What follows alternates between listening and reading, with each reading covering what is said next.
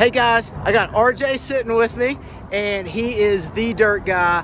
Really, I've known RJ and his dad for years, have amazing respect for him. They are dirt experts, and I love them. And you don't think about, being an expert in dirt, how that's any kind of advantage, but it's actually a huge competitive advantage for yourself. If you, not me, I partner with the guy that does it.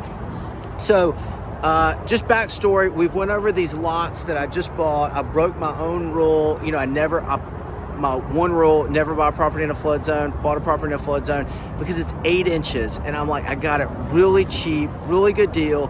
RJ here is helping me build it out.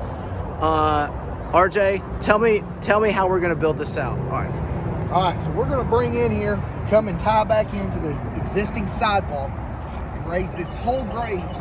We still have positive drain flow out of the drain field and allow for adequate building to take place on this side. Hey guys, so I had the surveyor set the pins out, and not sure if you can see that, they're on the high side. We're gonna build out to the sidewalk. You can see a little dip in there. My buddy RJ is setting dirt out in the back, so you wanted to set it out back. We're gonna keep building it up to the sidewalk, and then we'll take a bulldozer. We'll take these trees out, level out all the dirt. Then we have to get a surveyor out again to shoot the elevation, make sure it's out of the flood zone.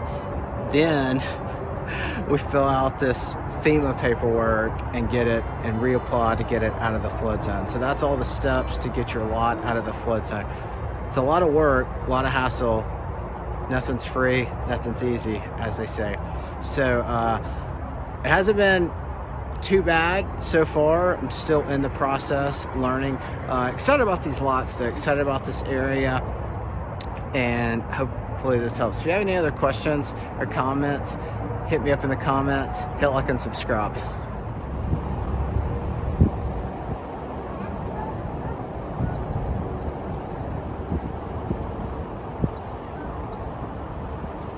The house right there on the right is the one we're going to be building.